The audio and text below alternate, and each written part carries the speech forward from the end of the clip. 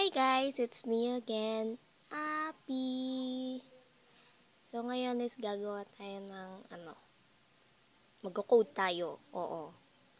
Which is yung destructor and yung constructor. So go start na tayo. Ayan.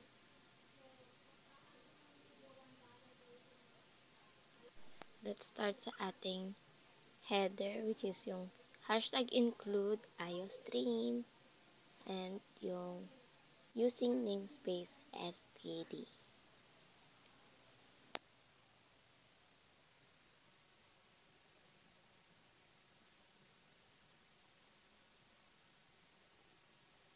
Magmo-move on na po tayo sa ating class, which is yung basketball.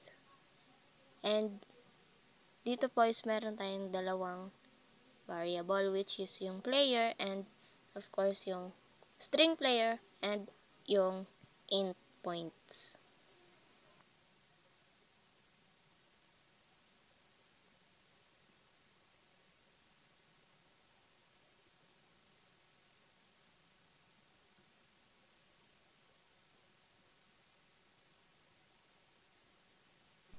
So next is yung sa constructor natin, which is ayan.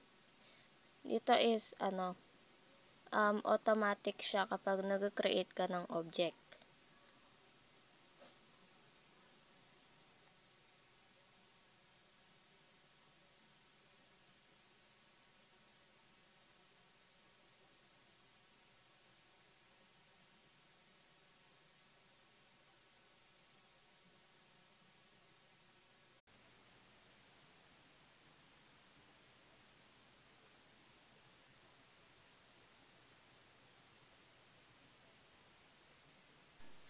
Dito sa player equals p, it sets the name. And yung next naman po is sa points, lagi siya nag-i-start siya sa 1.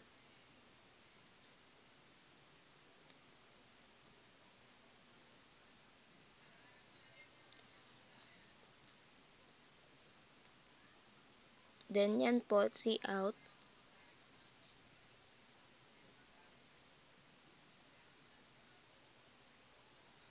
And dyan po is nagpiprint siya ng message.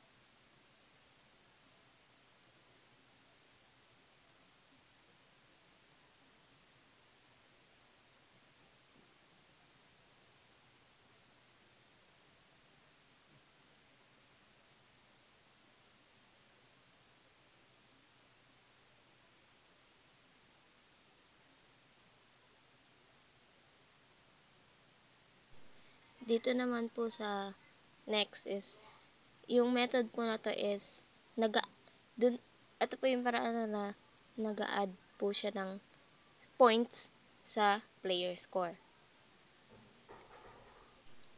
Then next po is, dito po is, pinaprint niya po yung total score ng player. Yan po sa void display, tas yung may see out.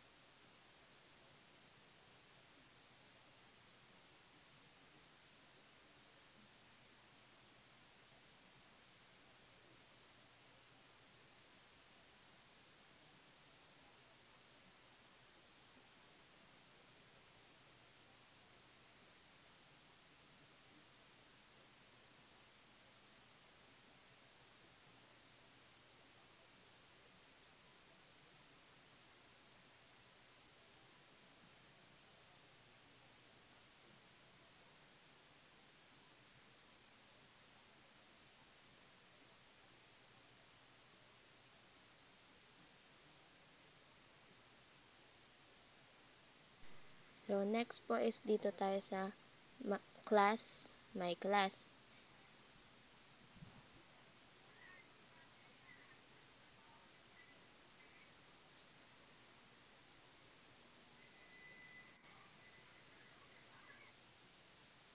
So, dito po is, sa constructor po, kapag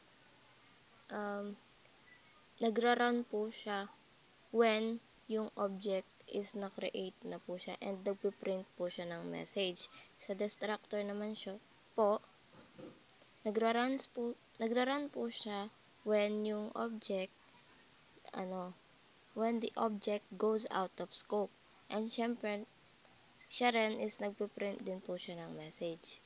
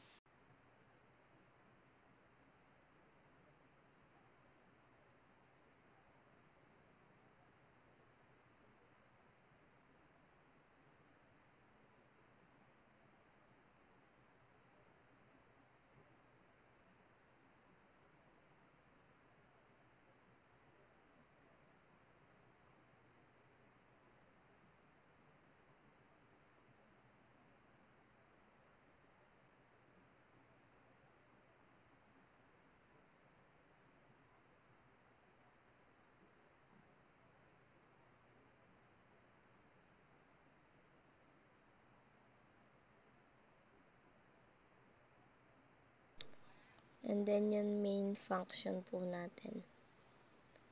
Ayan. Tina-type ko na.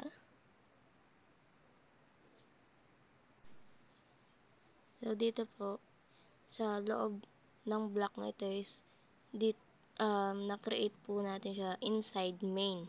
So, which is yung my class object, it creates an object. So, yung constructor is mag-run siya.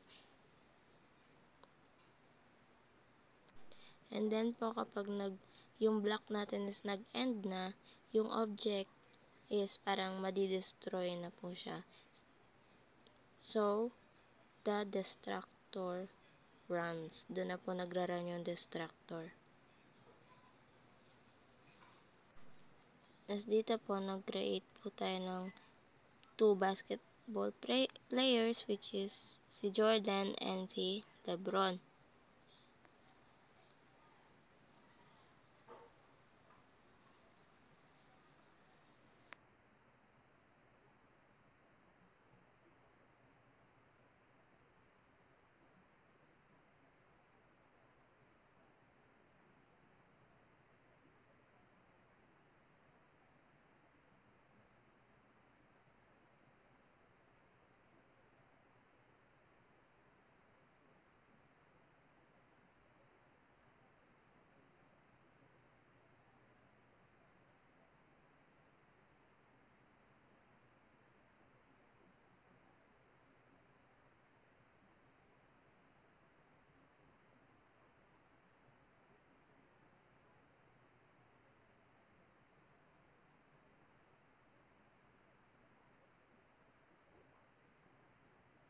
And so, dito is nilalagay natin yung score nila.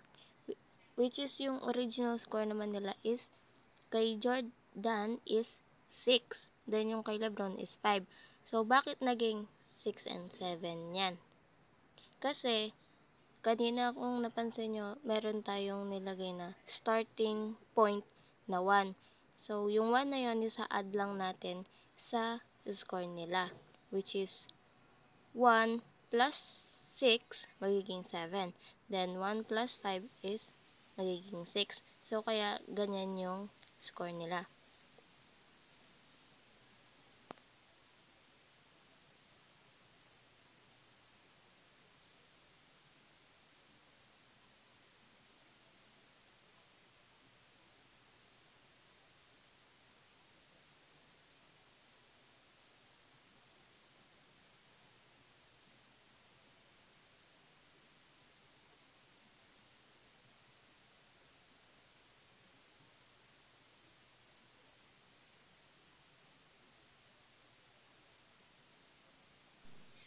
And then yan po, isulat na lang po natin yung final message.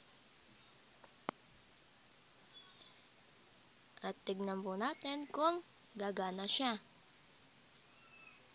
Kung hindi siya mag-error.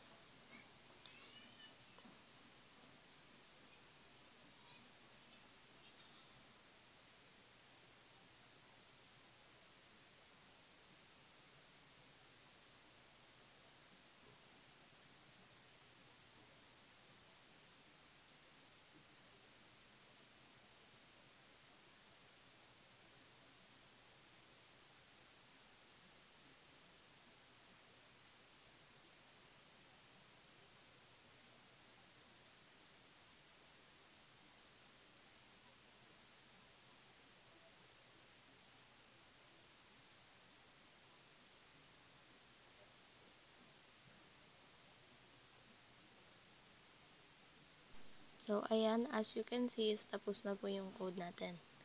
And then, charan! Gumana siya. Ayan po yung final output po natin. Ay, okay na to. Kapagod.